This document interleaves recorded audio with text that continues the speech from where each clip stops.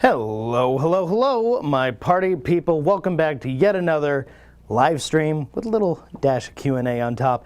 We really appreciate you guys coming out here and watching all of these and submitting your questions and your comments down in the live chat field. We really appreciate that. Keeps things interesting, keeps it popping. And today we've got something a little different than we've been doing. We're going to do some interior stuff, but let's just go out to the boys, see what's going on out in the studio.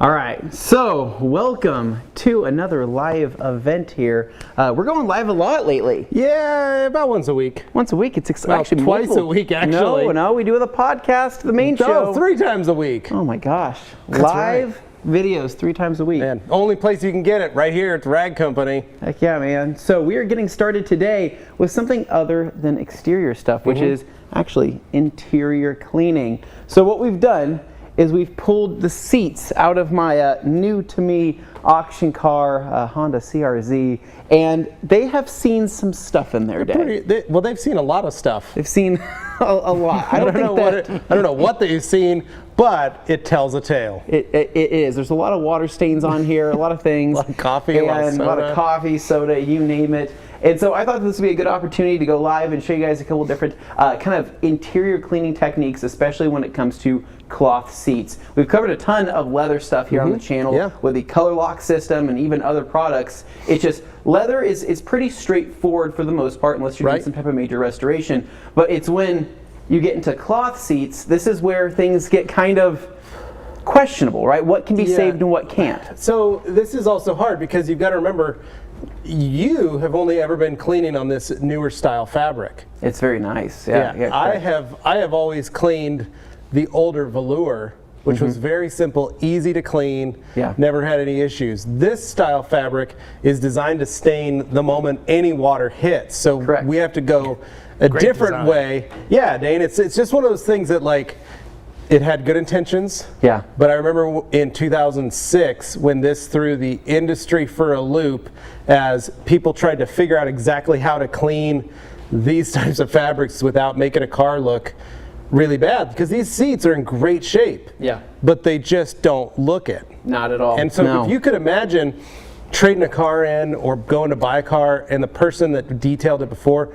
didn't know how to clean the seat properly, you can make a mess out of these seats. Absolutely, you can make it worse, right? Yeah. And you can be chasing a stain that just never seems to come out. Yep. So we're going to show you guys a technique that couple different techniques to show you, 1, how to clean these seats. 2, we pulled these seats out because it's your car. Yeah. That's it.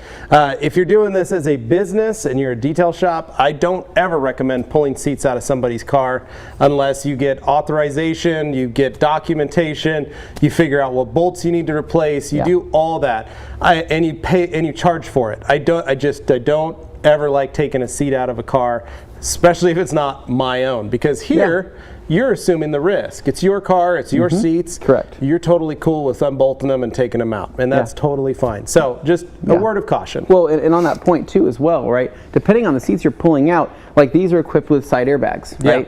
That can be kind of scary, right? Maybe one clip pull, one wire snip that you don't do right could result in that detonating, essentially popping, right? That would be kind of scary, and I don't think that your customer would be too happy about that. So we went through all the right precautions before pulling this out of my own car that I'm completely responsible for. But now that they're out, it's just going to be easier to follow on video, because that's the hardest part about interior detailing videos is how do you get the angles, right? Unless you're doing a super wide lens or a GoPro, it's hard to bring you guys in here, especially when we have people like Jimmy, you know, looking like the he's got a third arm. Kind of look does he? Looking like Iron Man, right? It's a whole thing. So, Dane, back to you. I want to talk about what kind of questions we're going to be answering today, and what are you going to be providing back there behind the desk? Sure, yeah, I've got quite a few people here just chopping in, saying hi. You know, they want to make sure that they get in on the live stream early. But, you know, we got a few questions here. I'll kind of have you guys start working, but at the same time, I'll throw some questions your way when we get little breaks in between, because I want to keep the flow of this going. Yeah, absolutely. Okay, well, coming back, so what we're going to be doing today, right, a couple different techniques. I actually have a small extractor, right? This is my $10 yard sale find mini extractor. Right? It's actually designed for pet stains, right? But it has a wand on it. It has the ability to basically use it other than just this main, I don't know, whatever you call it, spot cleaning bristle. And a lot of people see these and they think, that's not a real extractor, right? That's not an automotive detailing extractor. For an enthusiast, this is all you need, right? For a detail shop, having a nicer extractor, it's a huge difference. It's the biggest thing that has to do with for a detail shop is you want the amount of liquid that you can utilize. So some of the smaller mighties run about a gallon and up. My machines in my shop, when I had it, they were Therminators. They don't 5 gallons of liquid. And you wanted that because you didn't want to have to constantly keep refilling it. And that's the thing with this, is that is an issue. But the process is the same. It's an injection and extraction. So it sprays water in and it adds a little bit of agitation and sucks it back up. So these are perfect. Process is the same. For an enthusiast, these are great. They're great for around the house, if you have pets, if you have kids, but they're also great for just automotive interiors. Because especially if you spill something. If you spill something, it's easy. I put a little bit of O&R inside this thing, and I'm able to rock and roll, 256 to 1 dilution, and it does a lot of work. And I got my $10 worth out of this thing probably 50 times over. And this has actually made me money, and I've spent $10 on it, believe it or not, which is pretty crazy. And so I have my own little mini extractor here. In today's video, we're going to be using just one chemical, right? We're going to make this really simple. So we're going to be using Koch Chemi Polestar, which is their interior cleaner. We have it diluted about 3 to 1 in here, since these are pretty dirty. And then we also have some O&R as a backup. And then for our brush of choice, we are using the Color Lock vinyl leather brush, everything brush. Yeah, it's our leather brush, the Color Lock Rag Company brush. Yeah, it kind of does it all. So it's a co-branded product. Definitely a really cool brush. So Levi has that as well. And then also, as a teaser, because we know a lot of people, they want to see the latest and what's been going on and what's behind the scenes and what's coming up, we brought out the IK Foam Pro 2 Plus with the Schrader valve on here. And oh my goodness. We pulled this out for some interior cleaning as well, because we're going to be foaming Polestar on, I'll probably do it on my seat here as an example, and showing you what are the benefits of foaming something onto a fabric surface. Is there any benefits, and is it something that you might want to do? So we'll be showing you guys that as well. And then Levi, you got something back there as well. What tool are you using? Well, it's the little McCullough. It's our little steamer friend that we love using so much. Comes in handy whenever we need it. This little guy does 1275, right? Yeah, and it's honestly, this is what I used this weekend. On a little mobile job, I took this with me in a bucket of O&R and washed a car and cleaned a car. This guy does amazing stuff. You can pick it up on Amazon for about 120 bucks. Again, a simple, easy tool that works. Where's the interior attachment? Did we forget to bring that? I've actually got a question regarding the 1275. Yeah, it's okay. Well, but I'm going to show you how to do it without it. Through brush. The interior attachments can sometimes also be a little bit rough depending on what. I like using it to wrap a towel. Ooh, that's a good idea. Wrap it up with a towel and then do that. That's a good idea. So you got some questions, Dane? Sorry, hit me with it. Yeah, so it's actually about the 1275. Mike C here was asking, I've had a McCullough 1275 steamer for a couple of months now, and the only slight issue is that there's a steady stream of water droplets dropping out of the hose as I pull the trigger. Any thoughts? Yeah, pour it in the bucket first. We poured it in the bucket. We showed it last week. Always kind of, discharge it first off to the side, and then once you get a steady flow of steam, and then other times too, you have to remember, these have to fully heat up.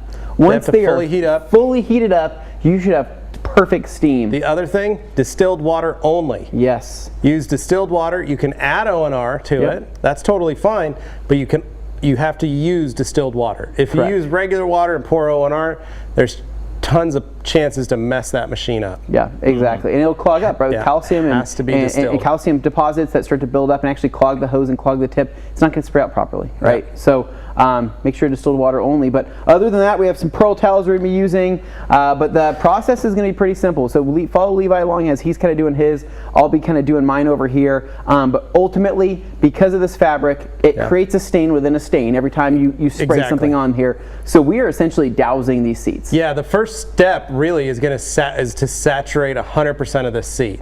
In Polestar. Once it's saturated, then we can start scrubbing, we can start cleaning, we can do stuff. But we've got to essentially create a much bigger water stain that encompasses everything. Correct, because anything that you miss, you're going to see that cutoff line. You're going to see that line where there is soil on there. And The hard part too is going to be how do you protect these for the future, right? Yeah. And we'll be talking about that towards the end. These seats will not be dry by the time that we are done here today, but maybe towards the end of the day before I put them back in the car, we might hit them with a little bit of some type of fabric protectant, right? Or something to kind of keep them going, waterproof them. Something to make them work. So with that said, I'm going to start vacuuming. They're going to be vacuuming after me. Yeah. So I'm going to get this done. What do we have over here? I'm using a Metro just Vac. a little Metro Vac vac and blow. Woo! Don't worry, I think you'll like it. Sounds like it's got some good power to it, right? So when you're vacuuming, are you starting from top or bottom? How do you like to do this? I just vacuum. You just go after it. Yeah. Right? No technique. It doesn't bother me. People don't they don't watch me through my vacuuming technique, I guess. And the thing is, am I going to be pulling a ton of dirt out here? Probably not. They're pretty clean. It's just, You've already vacuumed them. I'm basically sucking up whatever I couldn't get or whatever I don't want in my extractor. We've got some sand and grit and dirt in here, Jimmy, if you wanted to come see. There's a lot of stuff inside the seats still that we do need to get out. It's always a good practice to make sure that you vacuum prior to cleaning anything, just because you just don't want to get in and run into a spot where maybe you had some dirt, some grime, or you have some sort of item that once it comes in contact with a liquid, it dissolves and turns colors. That's never a good thing. Yeah. I always had guys that would work with me that would try to save a little time, so they just use the air to blow out, which I have no problem with them doing, but they would blow everything out, but they wouldn't actually vacuum. And when they would spray their pre-soak or pre-agent on the upholstery, they would hit like a piece of candy, or like those sticks that you dip in the sugar. You know, those dipping things. Yep. You know, Dane's favorite candy that he loves to eat so much. That is like Kool-Aid powder. And they'd leave it on the seat, and the moment they got the seat wet, that whole thing turned pink or red, and you're like, oh great, now we got a Kool-Aid stain. Yeah. So start with a clean seat. Basically give it a vacuum, because even if you can't see it, there's probably something in those fibers that you want to pull out anyways. So once you get that out, you have a good starting point. So, Dane, any last questions before we start jumping into some actual, some cleaning? Anything? Yeah. No, I've had a few different people just popping in and saying hello, and then I've got some questions regarding products that we probably don't have yet, such as Poets here asking, I'm not even going to attempt to pronounce that. Is Koshemi Meeresrechtreiniger, I'm not good at this, already available for you in the U.S.? I'm going to go with no. We haven't heard about it yet. No, not yet. And then moving along here, we have Henry, who just wanted to let everybody know he just got done with his Orgo Chem final, so that's fun. Oh, cool. And everybody telling him congrats. And then we're going along to, let's see here, we've got people wishing us a happy holiday season. They want to make sure everybody has a good TRC holiday party tomorrow, so that should be fun. Thank you. Yeah. And everybody's just basically stopping in saying hey. Cool. All right, so I think we're going to be jumping in, right? So to kind of get you guys interested, right, to get you excited about something, I want to show you something pretty cool here. So I am going to be dowsing this entire seat, but I'd rather show you the foam before we begin here. So why would you foam a seat maybe over to spraying product? Well, the nice thing about foam is that it's fluffy, right? And it doesn't overly saturate something. So when you're doing something like light cleaning, or if these seats were just in need of a maintenance, right? Yeah. I could throw something like Express in here, Polestar at 10 to 1, 20 to 1, whatever I need to do. But what's nice is that the foam doesn't really penetrate as far as liquid would. Depends on the foam. Let's say you put the dry foam tip in there. That's what that's for. That's what that's for, right? So in here I have the standard right now. Happy medium. These seats are getting wet anyway, so I'm not super worried about it. But I'm pumping this one up because we don't have the air running. It gets a little too loud in here, right? Between a vacuum, air compressor, and everything else, it might get a little bit crazy. But just showing you good old-fashioned pump. This could be done in less than 2 seconds with a compressor. Yeah. But taking my seat back here, right? If I wanted to agitate this, right, and provide a lot of lubrication, and then just not overly saturate it, take my foam, 10 to 1 at Polestar here, and hit it with my foam. What's nice about this is that it's going to start working in. I can take my brush, give that a shaving cream, right? Yeah, that's pretty satisfying. That's pretty fluffy. Fill that up, right? And then come in here and start agitating, right? keeps the foam on the surface, just starts pulling in all the ingrained stuff out of it, and then I can come back through with a towel and clean it up.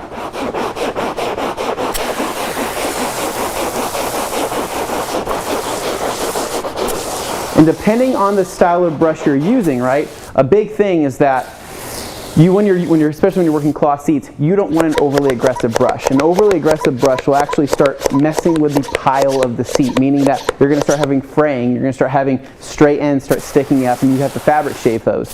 Whereas with a brush with proper lubrication, that's not, geez, Levi, you're making it snow around here. I like it. But with a brush with proper lubrication, that's just not something you have to worry about, right? Because it's going to be very gentle on it. And again, this color lock brush for pretty much everything interior, cloth, fabric, and leather related is one of our favorites here. Got a little bit on my soda. Did you? Oh, I don't think you should be putting that in your mouth. It's okay. I used a purple pearl to wipe it off. Did you? Okay. Yeah. So coming through, I'm going to straighten my sides. Now again, if you were doing this in a car, are you going to get overspray? Absolutely. Do you have to clean it up? Definitely.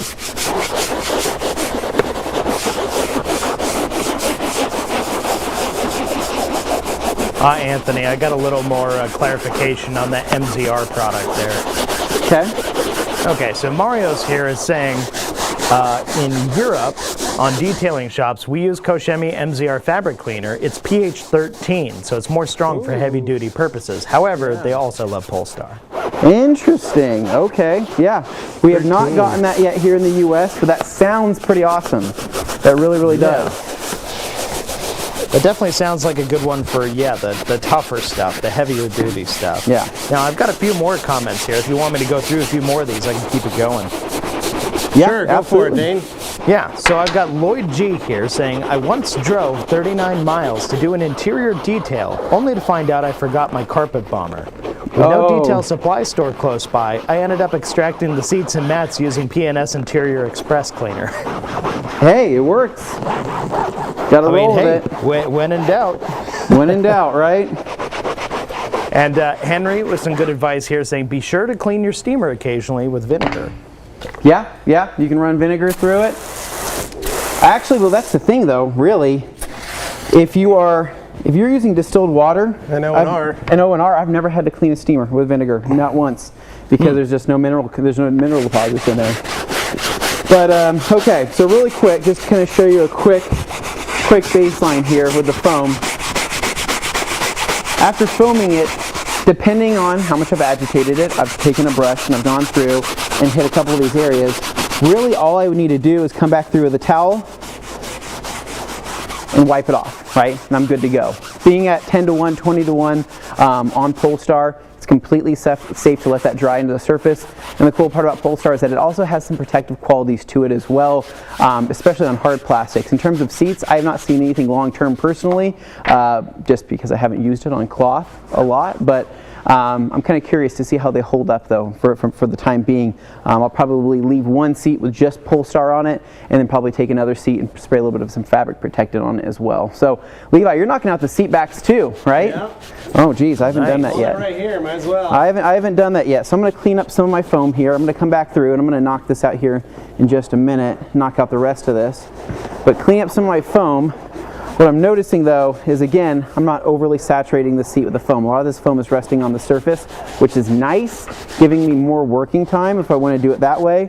But overall though, if I were to let that dry, I guarantee you that would dry to a nice even finish, even with the foam. So coming on the back side here, Jimmy, another thing we're going to show you too is that with the power of steam, you are actually able to reinvigorate a lot of your seat foam. A lot of people don't know that, but after you get done steaming a seat, especially just with a normal cleaning, that steam will actually kind of penetrate into the foam and fluff it up. So in a lot of upholstery shops, when they're trying to make use of the existing foam or what's left in the seat, they will take a steamer, take it straight to that foam, and that foam will actually expand and kind of reinvigorate that. And so super cool. It's a super cool technique. On this we have to be careful, right, because we still have the covers on here, so we can't take a steamer directly to the bolster, but we can kind of keep our distance and try to kind of fluff it up and give it a massage to kind of keep it going, right? Levi, you're kicking butt over there. You're doing good. All right, Anthony. So, appreciate it. we have another question, Dane? Yeah, I've got Poets here. Let me pop them up on the screen. Poets asks, will it not damage my cloth, I'm assuming seats, if I put them on the steamer with the high temperatures and all? So basically he's wondering if the high temp of the steamer is going to hurt his cloth. Yes, a little bit. It will, but not if you're, how do I say this? You would have to be, you'd have to be pretty close to it. It really just depends, right? Because again, with like velour flap fabrics, right, Yeah. you can actually start to break down some of those fibers with a steamer depending on how hard you go. Yeah, the biggest thing is I like using like our 245s Yeah. for steaming towels. One, they're inexpensive. Two, the fibers are very thin, so you're not going to notice it melting as much. You're not Yeah. going to notice that as the towel kind of degrades.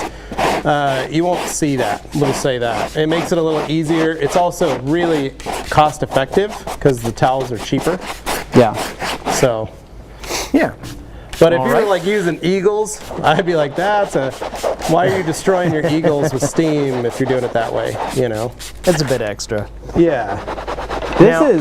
This is definitely shaving cream foam coming out of this thing.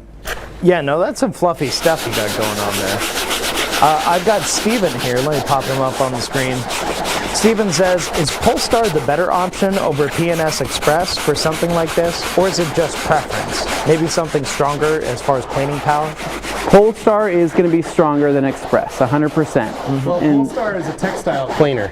It is, what it yeah. actually is. So Express is an all-around interior cleaner. I mean, Polestar can also be used on you really plastics. would be more apt in comparing Polestar to like Carpet Bomber.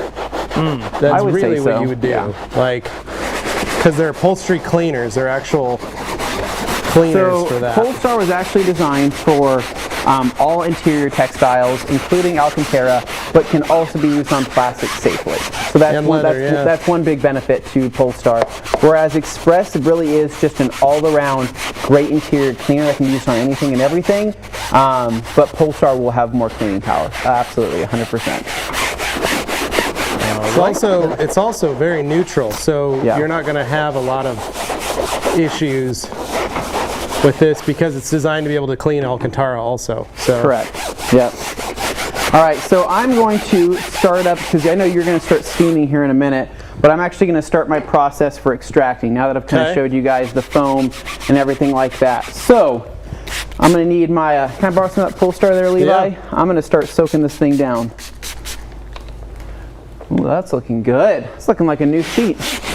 So, from top to bottom, right? Let's just say I didn't foam up everything. This is what we're going to do. We're going to start spraying this down and start getting even coverage of our Polestar over the entire seat.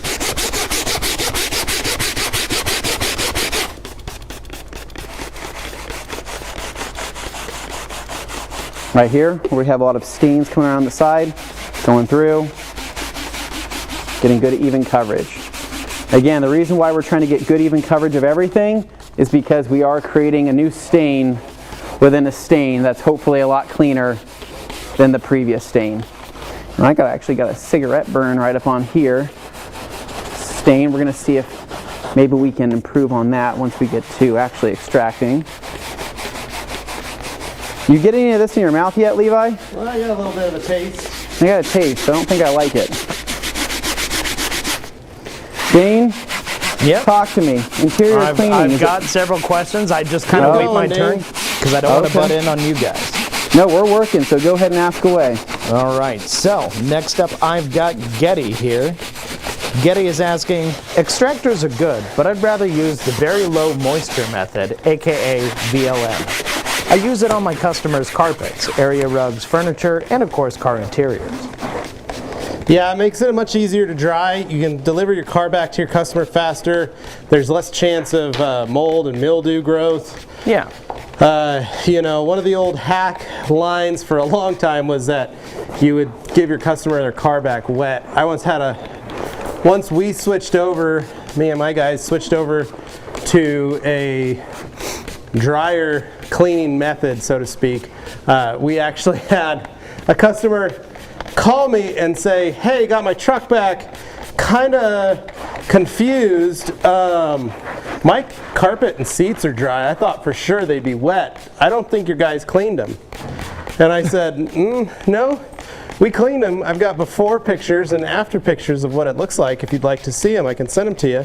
And he said, oh, it's just that whenever I get my car detailed and I get it back, my carpets and seats are wet for like a day or two.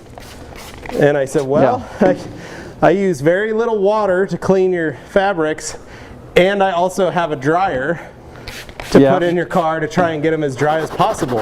And he was very confused. And it was really funny because that was the first time I ever had anybody say that they were a little confused because of the fact that their seats were dry when they got their car back. I'm upset you didn't leave my car in a bad state. Yeah, exactly. Oh, that was hilarious. So, now, when it comes to pre-treating, right, again, we are trying to create a new stain, but when it comes to really cleaning any type of other fabric, right, the idea is to pre-treat it, hit it, and then agitate it. When you agitate it, you are lifting up the fibers of whatever kind of textile you're working on, right? Once you're lifting up the fibers, you're able to get to that ingrained dirt much easier. Now, the beauty of using O&R inside of an extractor and or a steamer is the ability to encapsulate a lot of that stuff that's within those fibers, right? So we've pre-treated, we've agitated, we are now loosening that up, and now with O&R coming through, it has the ability to encapsulate that in hopefully as winterized bubble.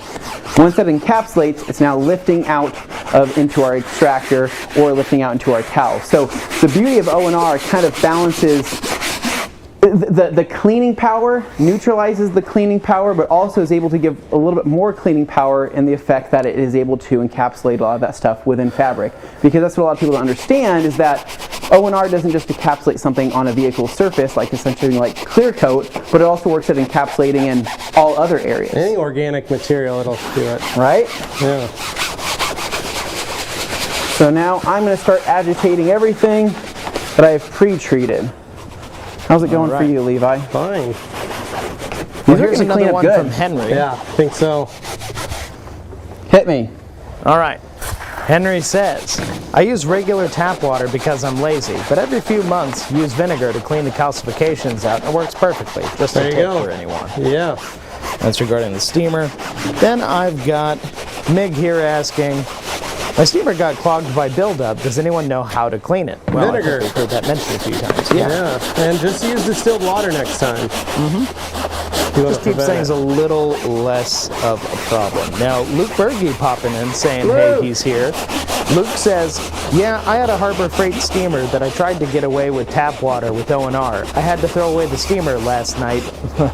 And he says, basically rip.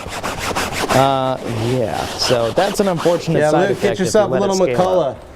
Get yourself a little McCullough. I think you'll be pretty proud of it. Nice. Yeah. And then I've got Lawrence here asking, what type of O&R products do you use on car seats? Just O&R. Yeah, I mean, That's it. if you're going simple, you might as well go with the original, use O&R for it. And if you need something more aggressive, then you can go with what we're doing and take it steps further depending on what your needs are. Yep. Then I've got Dino here. Dino popping in asking, do you guys have old towels you use for steam cleaning? I always take old ones because of the temperature. If it messes up the fibers, I could throw it away. Yep, exactly, Dino. That's also why I say, like, using 245s, buying only 245s, or using, when I used to do, let's say I'm doing coatings and I'm removing or leveling my coating with 365s or 300s, I can then repurpose those as interior towels or steam towels because they'll work for a while as that. They usually aren't that clogged. So, especially if you soak them beforehand. And Levi, I know you can speak to this one. I've got Grind Detailing here saying, I've had a 1385 for 2 years, only distilled water and used in a steamer. Started using distilled water and O&R mixed to 256 to 1, and my steamer stopped working. I'm curious if O&R could have caused any issue. I've never heard of anything like that happening, unless it was just a fluke situation. And there had to be some other factor. Were you using distilled water? Did he say that? Distilled water? Yeah. Yeah, no, he specified. He wanted to make sure you understood. He was doing all the right things. I'm just wondering if there's something up with the machine itself. That could be too.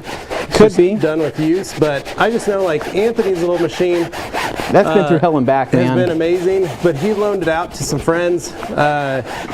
They said they used distilled water in it. When we got it back, it didn't work. Didn't work. Literally stopped working. And so we had to clean it to get it to start working again. And it works fine now, but it took about a day of cleaning it with vinegar and getting it all ready to rock and roll again. And Yep, it really did. but ever since then, it's only running distilled with O&R. Yeah. So I'm going to skip ahead ready. to a comment here I know Levi's going to absolutely love. Okay. Big Steve asks, how come you don't use a drill brush? So drill brushes are not bad, right? And they're not a bad thing. However, depending on the fabric, they can depile a carpet, they can depile a seat. They cause, people don't realize how much damage they actually cause. So the thing is, right, do we sell a drill brush? Yes. We got the least aggressive drill brush we could possibly get for the people that like that kind of stuff. Yeah. But the thing is there's people out there using really strong bristles. I'm talking Really like the stiff, strongest that they can get, and they absolutely are messing up their fabrics. Yeah, they basically skip all the gentler steps and go straight to the most aggressive one. It's Yeah, I've never, so I'll tell you right now, I've never used a drill brush. I don't like using drill brushes. Yeah. In all my years of detailing, I've never used one.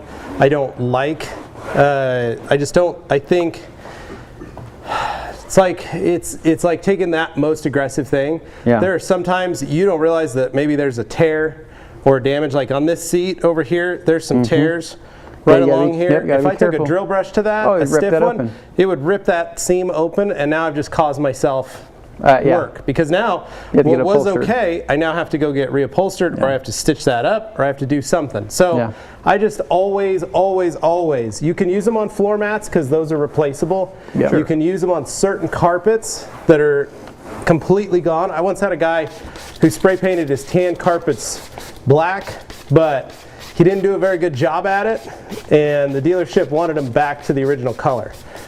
I had to use a drill brush there to break that stuff out, and even when I gave it back, it was more of a brown than a tan. So really quick, before it's going to get loud here, I'm going to turn on this small mighty extract. Not mighty, it's unmighty. It's not the mighty extractor. It's a Bissell Spot Pro. I'm going to turn the extractor here. It's got O&R inside here at 256:1. Now keep in mind this tank is empty, meaning that there is nothing inside here. So anything we pull out, we're going to see in the extractor there. This is going to get foamy. It is. That's going to start to foam up. It's because of Polestar. It's all right though, because I'm going to go rinse it out and get right back to it, but I'm just letting you guys know we'll get foamy. See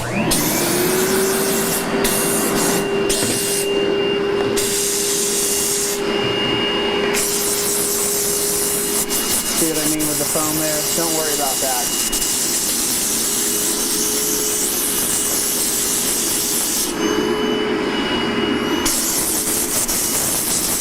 Levi's steaming over there.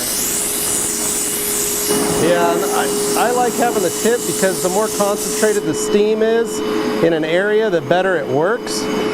So normally this has like a triangle attachment that I can then take a towel and wrap it around, and then basically that little void traps the steam, and that allows it to work a little better. But for this purpose, I'm really working on the sides of the seat as well as in these little cracks, just to help pull, because that's where a lot of your drinks disappear to, right?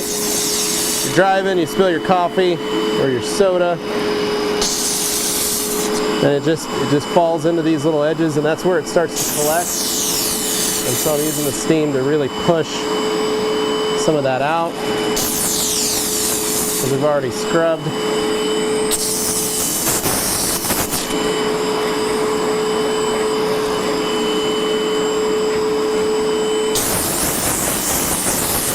This is what's going to start getting gross down here. So, this is my O&R.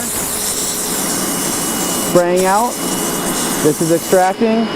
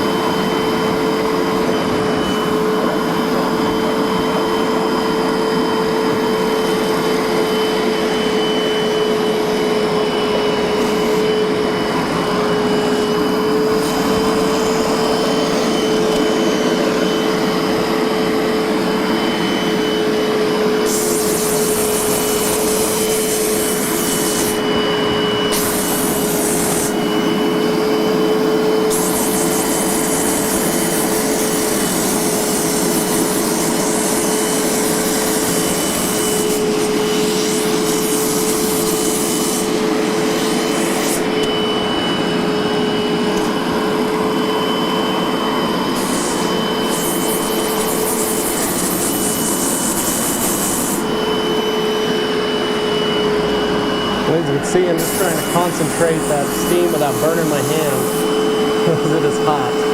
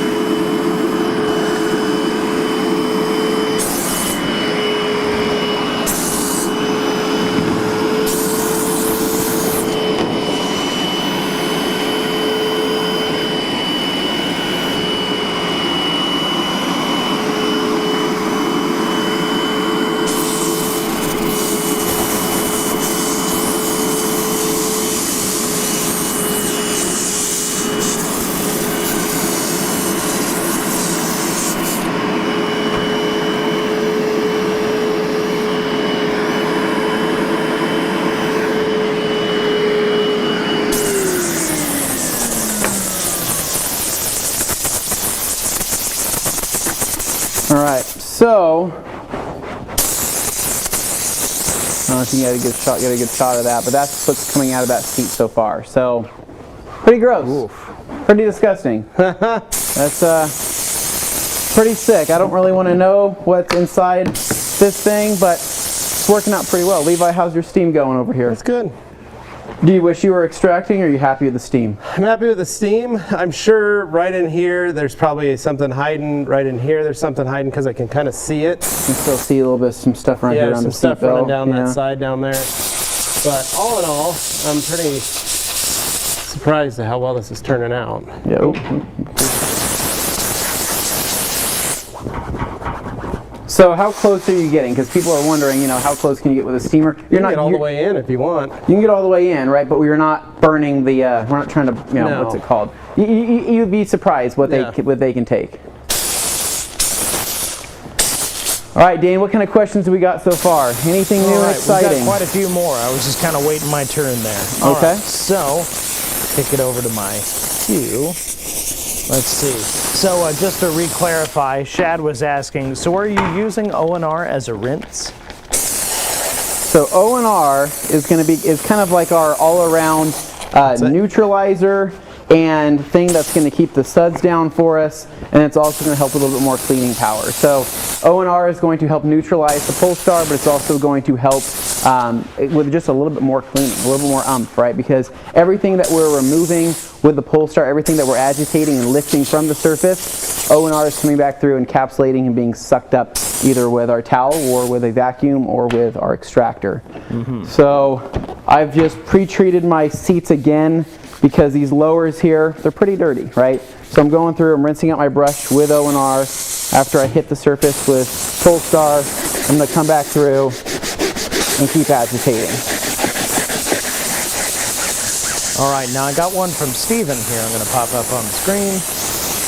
Steven wants to know, so with these modern stain magnets, you're basically wetting the whole seat in the hopes it'll darken uniformly so as to remove the stains.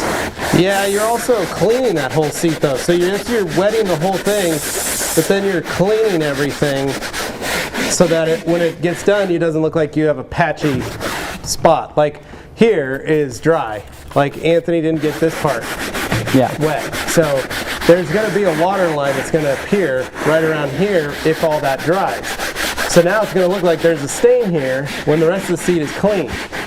That's not going to be good. Right. So you need to make that a uniform stain across the board, basically. However, we're not just darkening the seat, we're also, because we're cleaning it, we're going to clean the whole thing. It'll look much better. Now, if you look at my seat, it's been cleaning up, but as I told Anthony, I still have some spots. I have 4 spots here on the seat that I don't know if you can see that are starting to get darker as we've been sitting. A couple things you can do. One, pre-treat that spot again, hit it again, scrub it again, try and get it. The other thing is that could be a stain that's in the foam, and when this touches, capillary action causes the stain to wick back up into this top fabric. So what I usually do for that, You just smack it. I literally smack it to knock whatever liquid that we've agitated inside the foam, to bring it back farther down into the foam and to keep it off the top of this fabric. Because yes, the foam is filthy. That's where extractors come in super handy, because you can suck up a lot of that liquid in the foam. You can put it through the foam and back up, and it works really well. So although the dry cleaning method works great, the extraction method does a far better deep clean than what we've done here. But to stop that capillary, is I literally just put a towel on it and hit it. Other times what I'll do is I'll usually just set a towel, lightly pat it, and leave it alone for a while, and let that liquid settle, just kind of follow back down into the foam, come back, take my towel off, it should be good to go. When I was, yeah. I got another one here for you. Go for it. Basically, Fibro Relaxation says, "Hey guys, loving the show, watching all the way from the UK. Can Excellent. I ask, why does Levi always look so angry?" Ah, thank you. It's called a resting face. Resting detailer face. Yeah, it's called determination. I'm always in the mood to work, so That's fair. yeah, that's just my resting work face, basically. People always would say that. They'd always go like, "Man, you're so tough, you're so hard. You're always like, I never want to bother you while you're working." I'm like, "Oh, what's up?" Man, people meet me and they're like, "That's the nicest guy I've ever met." So, yeah, it's just my resting work face. You'll surprise him. Yeah. Oh, well, this is nice. Amber Atkinson popping in saying, "I appreciate seeing Anthony's technique with extracting. He's very thoughtful and careful about when and for how long he pulls the moisture trigger." Yeah. Very nice. Thank you. I am sorry. So when I'm extracting, I'm not just sitting there trigger happy, dousing the seat, right? You have to be. Yeah. I'm kind of going in spurts. I'm feeling how much friction I have as I'm pulling. If I'm pulling and I'm like, hey, there's too much friction here, I don't feel like this area is saturated enough or it needs a little bit more liquid, give it a couple more hits. But overall though, you're not wanting to, you could dump this you could fill this up 3 times and dump that all into the seat. But that's all going down to the foam, right? Once it makes its way through there. So try not to overly saturate it. I'm just trying to get everything I can and be smart about it. But to give you guys an idea, what we've pulled out of the driver's seat so far, there you go. Pretty gross. That looks like the bottom of a swamp. Delicious. Do you want to pull that out of your seat too, or you feel like you got all of it out via steam? Like I said, this section of the cushion is still a little iffy. Yeah. So we're gonna let it sit and see what happens. But the rest of the seat looks really good. Yeah, this. And I don't have any issues with it. Yeah, I'm still getting a mine- little bit of browning right here. But Yeah, I'm pretty happy with how mine's turning out here. I'm gonna kind of come back through, take a towel, try to pick up any residual stuff, and then what you can also do as well too is after you've gone through with your Polestar or your cleaner, I like to just mist some more O&R onto everything, just because it's going to encapsulate anything I may have missed, and then pick that up into my towel. Again, O&R is great at neutralizing cleaners too. So if you're kind of worried, hey, I think I left too much cleaner. I'm worried about my seat feeling really crunchy after I'm done. Sure. O&R fixes that, right? It's a kind of a miracle. It's a miracle spray. Now I've got JB here asking, is it possible to achieve a similar result if all I have is a wet dry vac? Thanks, guys. yeah, exactly. So so utilizing like a IK foamer, you can foam, scrub, and then after you've scrubbed it, towel it, and then hit it with a wet dry vac and vacuum all that up. The older way to clean all this is with like a wash mitt and a bucket of soapy water. Yep. Where you suds up the fabric and then suck it all back up with a vacuum. That's what they used to do for years. That's how my dad taught me how to clean carpets and seats. Was he's like, here's what we're gonna do. Yep. And he'd mix up a bucket of just car wash soap, and then he usually would use like a product like Simple Green or something that he'd dilute, and he'd put it in a spray bottle, and they'd spray it, he'd hit it with a brush, and then hit it with his mitt, get it all wet, and then wet dry vac the seat. There we go, done. Yeah. So it's definitely you can do it any way. The key is just learning the method that works the best for you and saves you the most amount of time and gives you the best results. Now, I got Efren here popping in asking, very relevant because Anthony's using it right now, wants to know what the purple towels you guys are using are. Purple pearls. These are our purple pearls. They are one of our favorite towels for removing coatings and happens to be also one of our favorite towels for interiors as well. For upholstery, they do some serious work. They're 70-30, so they're super absorbent. They're also, because they're a pearl weave, they have a very tight weave compared to like this, which is a normal terry towel. So you have a very tight weave, very dense towel. Those are almost 400 GSM. Yeah, I actually have to grab a couple more. So they're very, very absorbent. So take this pearl here, show you. So grab if you look a couple at the more here at Levi if you need them. difference between them, you can see that this one's a much tighter weave. And what that does is it just creates a towel that has a little more absorbency than this. So these actually do quite a bit where they can absorb a bunch because they just have more surface area. Yeah. And then that weave is I've so got Aussie Bear here asking, Borrowing kind of that randomly, steamer there but from you, fairly. Levi, for a Yeah, second. go for it. I am going to use this What's steamer. Ozzy saying? Aussie Bear wants to know what the best What'd he say? method for removing nail polish is. Burn it? Nail polish, you're pretty much screwed. So you can use solvents.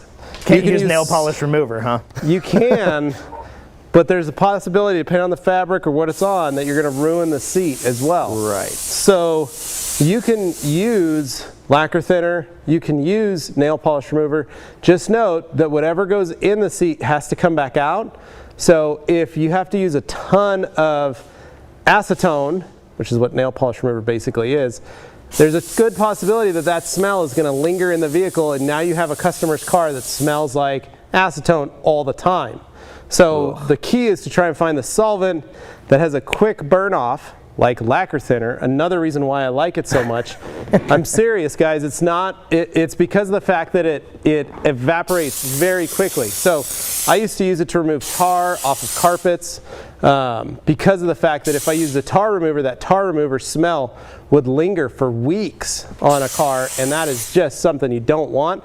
So utilizing a solvent like lacquer thinner helps break that stuff up, but it disappears very quickly, almost within an hour. You don't smell it anymore. So it's all about returning the car back to a customer. And if you're like, hey, I got your nail polish out, but your car smells now like gasoline for the next month, awesome. Your customer is not going to be happy with you. So That's true. Okay, so really quick. Not really quick, but bolsters, right? So this is a time when you have a steamer to try to get a little bit of that rigidity back within that bolster and try to kind of rejuvenate it. Now ideally, right, if you had your seat cover off, you would take your steamer, right, and you'd be able to put your steamer up to that seat cushion, hopefully not burn a hole through it, but put it up to that cushion itself, just the foam, and start to kind of put your steamer into it, start letting the steam out, and then start massaging it, and that should give you back some rigidity with that foam. Now in this case, what I'm going to do is I'm going to take my steamer, I'm going to start kind of heating this up, try to get good even coverage, and start massaging it. So taking your hands and start doing some massage practice. Get that steam into there. Deep tissue. Get that steam into there and just start going. I mean, this is basically what Dane's massage chair does at home, except without the steam, right? That'll be a new feature in the 2022 model. the steam feature, What do you think, Dane? loosen you up a little bit. It's like it's delightful, except for the scalding that I'm receiving. What's funny is that I can already feel this cushion starting to kind of come back. Yeah? Oh yeah, it's feeling good. Hey, you're waking it up. I'm like, come on, wake up, little guy. Oh yeah. Knead the dough. And it's funny because you would think this would do the opposite. You think it would break down the foam, but it doesn't. Again, it kind of fluffs it back up and kind of adds, again, just more rigidity to it. And you can do this, I don't know, you don't want to do this all the time, but it's something that you can do especially when it comes to fabric seats.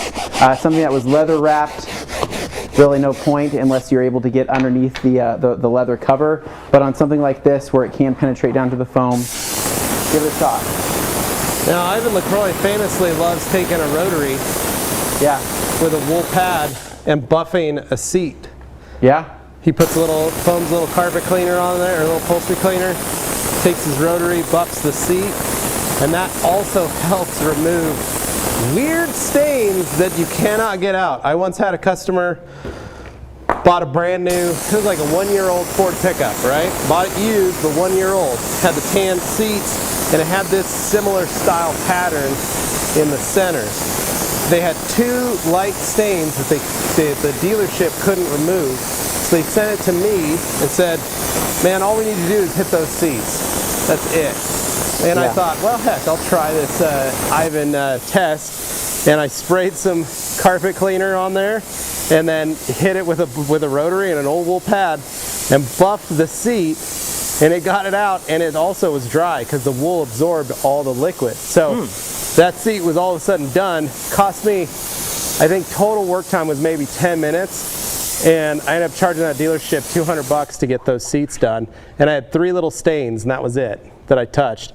But it's a neat effect as well that a lot of people don't realize. So if you have a bunch of old buffing pads around, clean them out specifically for spots like this where you can just hit it, and you'd be amazed at stuff. So the biggest thing is just learning all these different tips and tricks so that you can utilize them in your business to remove any type of seat staining that you will ever find.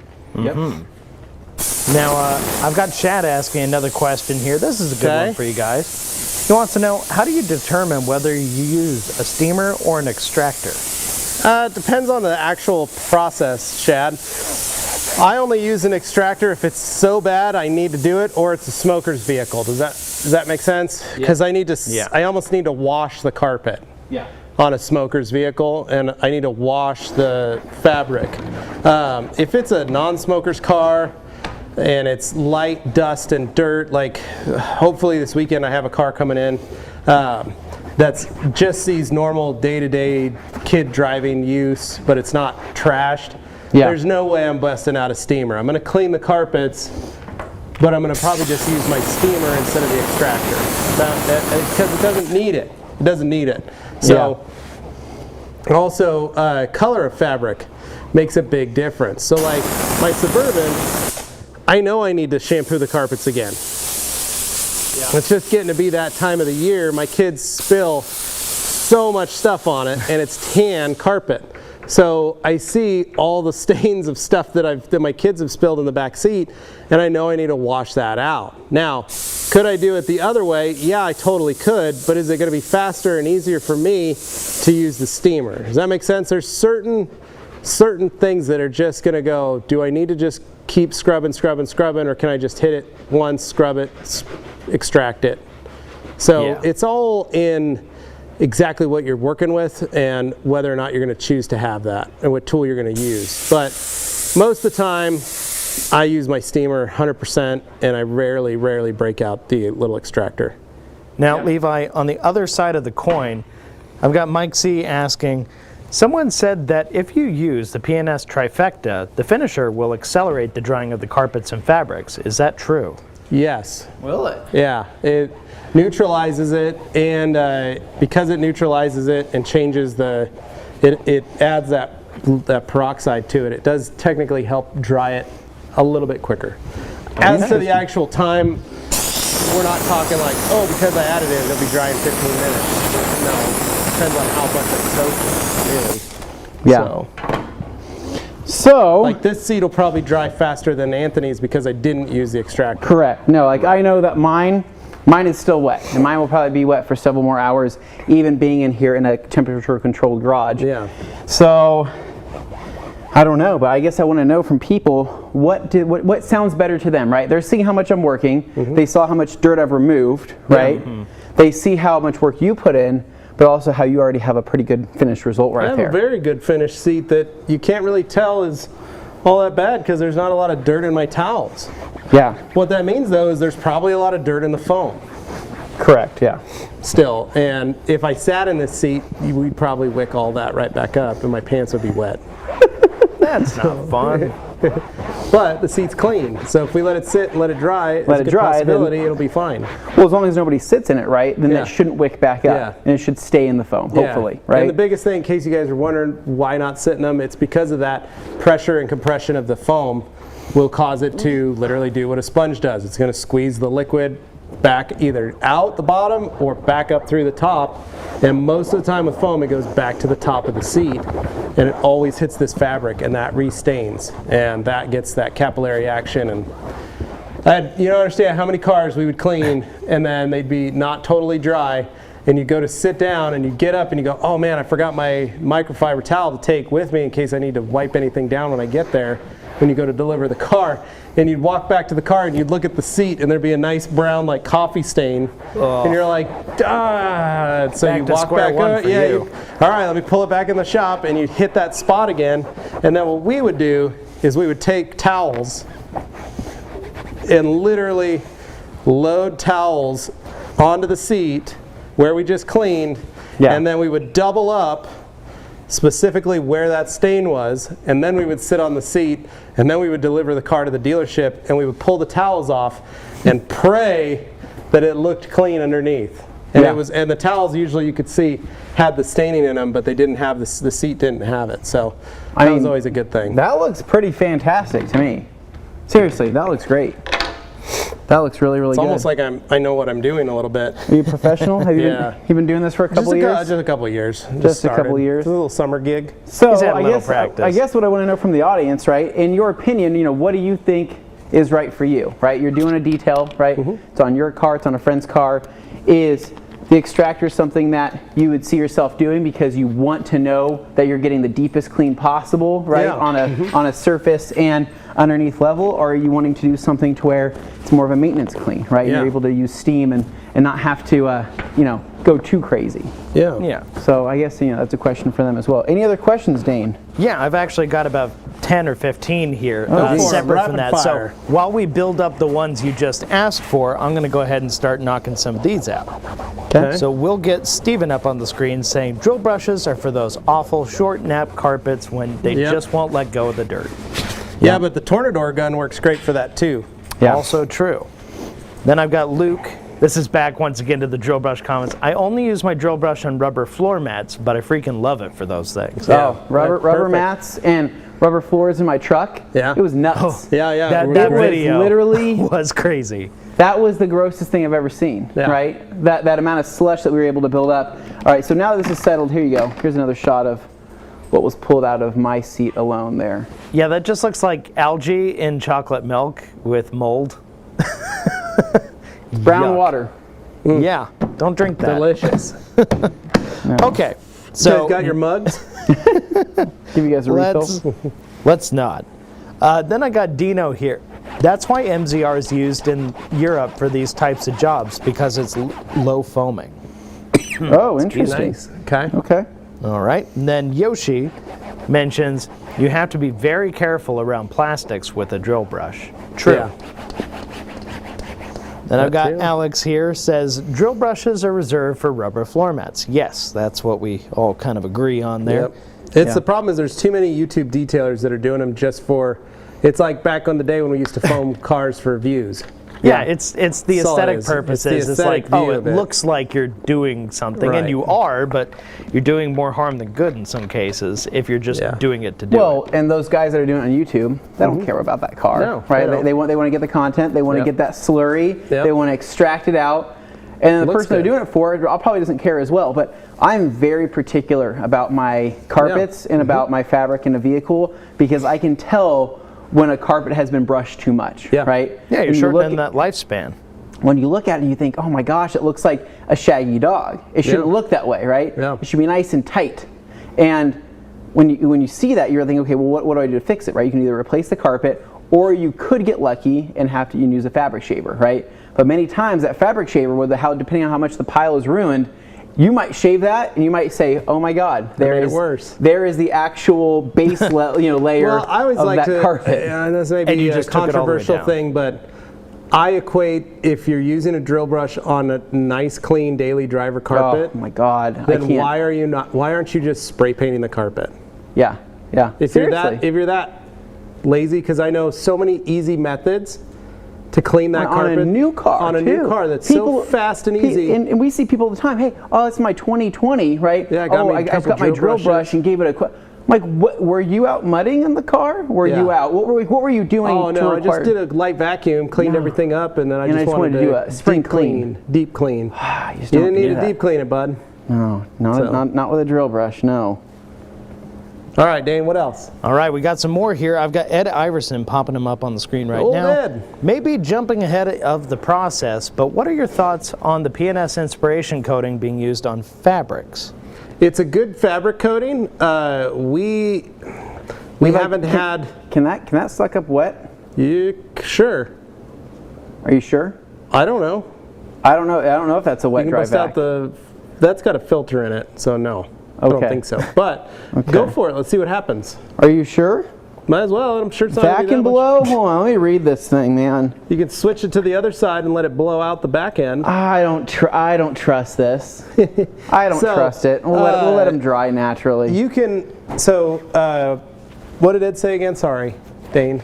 Oh, it was basically Ed just asking about PNS inspiration coating for fabrics. That fabric coating, we haven't had enough time with it to really say anything yay or nay about it. It's easy to install, but like all fabric coatings, you've got to spray it on, make sure you brush it in, crisscross applesauce, and let it sit, do another application. So, okay. Yep. Now I've got Grant Hawtree popping up on screen. Okay. Can we talk about different types of stains, protein, natural, and what products that work best for each type of stain substance? So this is actually one of the tests on the IDASV Maybe exam, that's why he's asking. Learning the different types of stains and what they are, and then how best to remedy. So most of the time you see in your vehicle is a lot of what we call tannin stains. Tannin is coffee and tea and soda. It's a brown stain. Yeah. And tannin you're removing, you want to use at least a textile cleaner. That's one of the easiest remedies. Yeah. Then we have protein. Protein can be like your milkshake, your smoothie, stuff that's like an gallon actual of milk that's spilled, a Go-Gurt. Go-Gurts that I just found in my car from Halloween. So protein stains are a lot harder to, once you've cleaned them, they still provide a scent.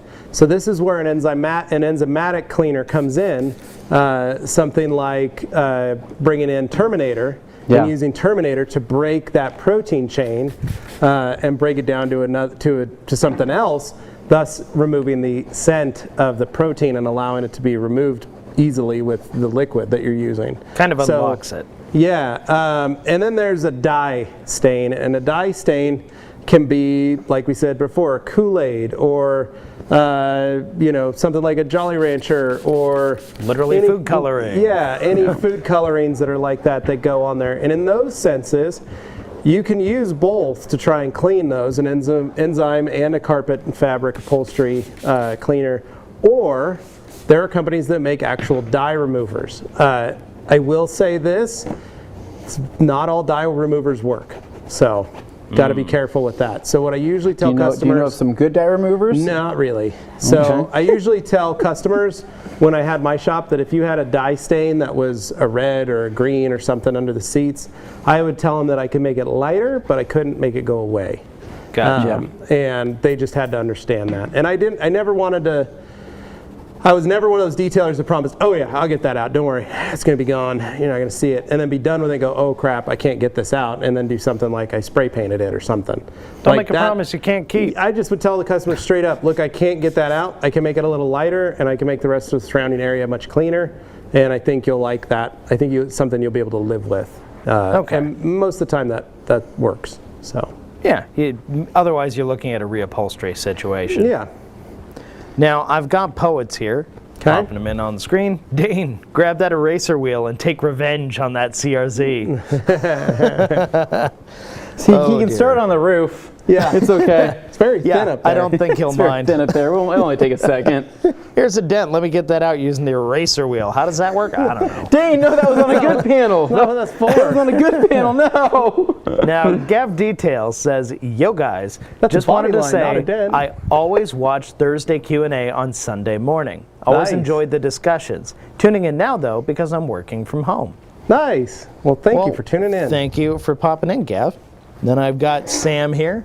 Sam Jeswal says, "Which towels would you recommend for vintage canvas aircrafts, as well as ceramic coatings and glass?" Wow, that's an interesting one. Vintage canvas aircrafts, So we're talking like a Sopwith Camel or something? Yeah, so I'd probably love to use something like Polestar or Express Yeah.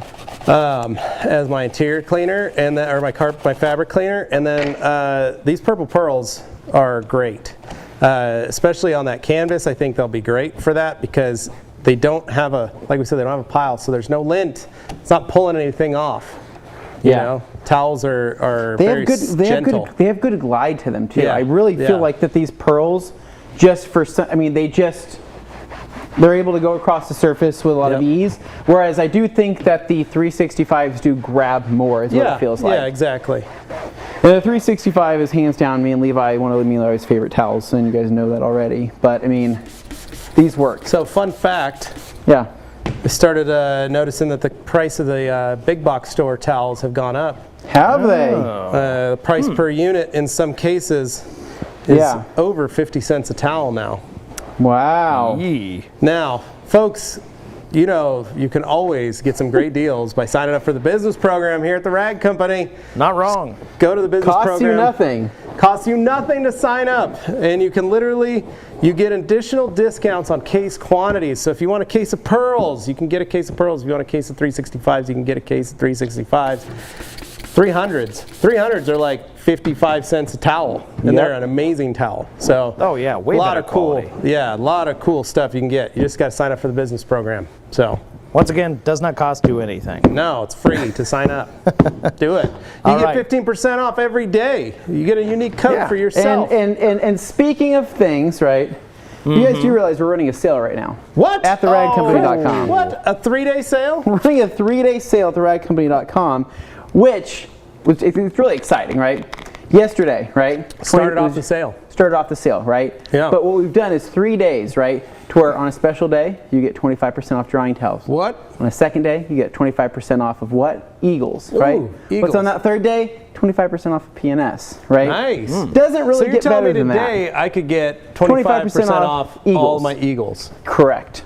That's pretty good. Eagle Edgeless, baby. And then Tomorrow, also, if I want to, I can get 25% off PNS products. I think which includes everything. That's pretty much Legend and everything. Yeah. Holy cow. Now, for reference though, I have to drive this car home here in a couple hours, so I'm like, let's get this Sit thing. with that vacuum, it'll be fine. Let's get this thing dry. Will that one? It'll be fine. You think There's so? not a lot of liquid in there. Okay, well, all right, I'll give it a shot. But think so. You want to talk about what came in yesterday from our friends over at Coach Chemi? Do we even have any left? I don't First even off, know I if don't we know. should even talk about it. I If don't we even don't even have any in stock. Do we? No idea. No idea. Active foam and super foam, 5 Active liters. foam and super foam came in along with wash and finish. Yeah. I don't know. If you didn't get them yesterday, they might already be gone. Yeah. I agree. I really don't know. I don't know what the answer We is. didn't have that, not that much came in, and we had the only stock. It was in a the very, United very States. limited amount. Very, Yeah. very. There you It's go. fine. It's fine. Yeah. Hasn't exploded yet, right? Yeah. You're not sucking a lot of stuff up. What's good is that means that this little Bissell sucked up quite a bit of liquid. Dude, it did. I'm telling you. I know. $10. It's the best $10 you've ever Best spent. $10 I've ever So spent. normally these run anywhere from $100 to $150. You can pick them up at Walmart, you can pick them up at Target, Amazon. But dude, you'll find them at garage sales all the time. Yeah, people Seriously, always do I've that. heard of it happening all the time. Yeah. People buy it and then just They never use it. Because they're not detailers like us. That's right. They Right? don't see the potential. I'm like, you know how much money I can make off of this? I tell my wife. She's like, $10, just buy it. I'm like, are you sure? Yeah. I could probably pull in a couple thousand based off of this one machine alone. It's a very cheap enterprise. Call it making my money work for me, That's Levi, right. That's right. Yeah. All right, guys, Yeah. I still got more questions for you whenever you're ready. We're ready. All right. Let me get Andre up on the screen. Sorry if this is loud, by the way. It's just I'm sucking things. Andre says, I think it really depends on how badly stained or dirty it is, in reference to Anthony's question about whether you go with the steamer or the extractor. Right. Then I've got Mike C. Mike asks, if I use PNS peroxide finisher after optimum fabric clean and protect, will it have any benefit or negate the protective properties of clean and protect? I wouldn't combine those two. No? No. Okay, so that's a no. Then we got Matt the viewer here saying, hello TRC, can one apply too many layers of sealant? Optimum hyper seal, bead maker, etc. Too many layers of sealant. Yes. Yes, you can. You can absolutely apply too many layers of sealant. Protective product overload. Yeah, they start protecting on protecting on protecting. But yeah, when you've got hyper seal and bead maker, you're fine. I wouldn't go any farther than that. I wouldn't add like more bead maker or like Yeah, like if you start putting it on top of the last one and keep topping the toppers, you eventually get smearing and stuff. Yeah. All right, then I've got Mario's here. Mario says, can I give an idea? The same time you steam, you can try and follow, on the other hand, a wet vac nozzle and have some kind of steam extractor. Yeah, you could do that. Yeah, easily. I think you've done that before, right, Levi, in your shop occasionally? No? My house sometimes. Okay, yeah. I thought you mentioned doing something like that before. No, I'd rather just use an extractor if I had to do that method. Okay. Then I've got Richard L. saying, what about using compressed air to make them dry faster? Yes, you can do that. However, what happens is you could create lines in the fabric, and you could end up making it look weird, and that's something you don't want to do either. Okay. Fair point. Then I've got Andre. As long as you stay away from the seats, like you stay far enough back and you're just blowing, yeah, it'll help dry it out a little more. The other thing you can do is put a fan in there, get those wet dry fans from like Home Depot, throw it in there, or run the vehicle. I always told customers that I was going to run their car, and so that way they understood that we were going to do that to dry the car out. So we turn the heater on in the car and just what we call baking the interior. Okay. So, Andre here wants to know, it may sound strange, but can fabric coating be used on carpeted wheel liners? So like up in your wheel wells? Yes, it's just not going to last very long. Right, I mean it's exposed to the elements in just about the worst way. It's getting everything your tires are flinging off. Yeah. So Yeah. Very true. So it may kind of be a waste of product in the end, depending on what you're trying to do. You could do it. Just know that I would probably not use a carpet fabric. I would use like rag tops fabric protectant. Oh right, yeah, because that's meant for convertible tops. That's designed for being exposed to the element, and it's got a longer longevity. So get the rag top fabric protector and use that product on your inner fender wells. Yeah. Okay. Then Matt the viewer here. Okay. Also, wet streaming. What surfaces must you avoid steaming? Electrical equipment, so your stereo, your HVAC controls, stay away from those. Okay, basically, if you wouldn't shoot it with a hose, don't shoot it with the steamer. Your gauges, like stay away from your electrical gauges and all that kind of stuff. Okay. Now your switches, like your power, like your window switches and locks, those are probably fine. They're a little more sealed. So, but definitely stay away from your stereo and your HVAC controls. Especially now, more cars have really expensive gauge clusters. Like my mother-in-law's new Hyundai, Anthony. Yeah. Fully digital dash. Really? It's a full screen in the dash. Holy smokes. Like, it's crazy, right? It looks like a tablet. Do you have to pay extra for that or no? That is a standard option now. Holy smokes. In that high-performance machine. Must be pretty nice. Jeez. Oxymoron, standard option. We got Ricardo here Gardo says, hey guys, what's the difference between Koshemi Active Foam and Super Foam? I think we answered this yesterday. Yeah, Active Foam is a cleaner, pre-cleaner kind of actual snow foam. And then Super Foam is like a touchless solution. Car wash foam, basically. That's what it was developed for originally. We used for pretty extreme decons, really, in most cases. Yeah. Like when I foamed Levi's red truck during the Heat Car Challenge. Yeah, and I was like, Dane, are you going to scrub it? No. Nope. Are you going to dry it? No, why not? I'm going to let the sun dry it. Yeah. All right, guys. Wow. Kick in your questions, comments, whatever you got. We are fair game. These turned out good. I'm happy with how these turned out. Think that I'm going to be, no more smells, right? Yeah, hopefully. I think that Polestar actually does a pretty good job of neutralizing smells, in my opinion. I don't think it's probably as effective as maybe going back over it with a peroxide. Yeah. But I mean, on its own, it's pretty good. But these were smoker seats, right? There is somebody that smoked in that car. I don't think maybe religiously, but there was definitely a couple of cigarette burns. Yeah. Fortunately, not on the seat. Not on the seats. That's the amazing. best. That's the best thing, right? When you look at the seats and there's no cigarette burns, but I got a couple. I got one in the headliner. That's weird. Right. Oh man. Yeah, well, it's a small car, right? Yeah. So they're sitting there on a Sunday morning, right, going out for a drive. They picked up coffee. A couple friends in the car smoking cigarettes. Couple friends, huh, in this car? One friend in the car, right, yeah. smoking cigarettes. Oh, sorry, I'm sorry. That's good. Okay, we had a long night of partying downtown, but hey, at least we're getting great gas mileage here in this Honda CRZ. Yeah, and listening to some great tunes. Thank God Dad paid for the car for us. I don't know if that's actually, but I mean, it feels That's like Anthony's first thought now that he's a dad is, I'm going to have to deal with that someday. No, hope not. All right, Dane, what other questions do we have? Well, right now we're actually caught up. So Wow, anybody who wants to get a question or comment in, you better do it quick because we're going to go with the flow. If you guys don't have any more questions, the stream ends. Now, you already cleaned up the interior. No. You didn't? I thought you were working on it. No, I just got underneath the seats. Oh, okay. Yeah. Did you find any treasures? I found a lighter. Okay.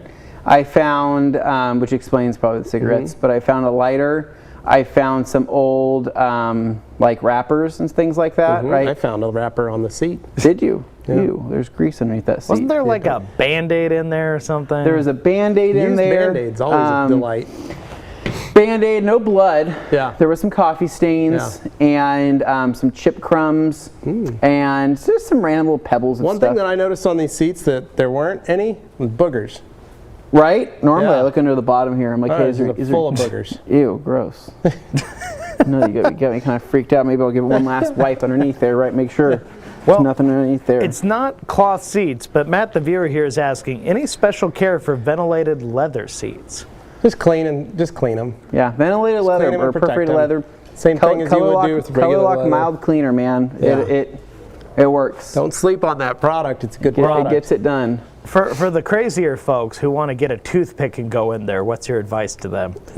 You shouldn't have to get in there with a toothpick. And if you do, then you've got a lot of cleaning available that you got to do. If you have to do that once. Yeah. And if it's your own car, do it once and then never eat anything in there again. Yeah. Also, Never put yourself in that situation. I would use the Tornador gun over there. Yeah. That's what I would use, and I would just run over the seats with it because it would pull a lot of that stuff out or it'd blast it Yeah. out of the way. So I agree.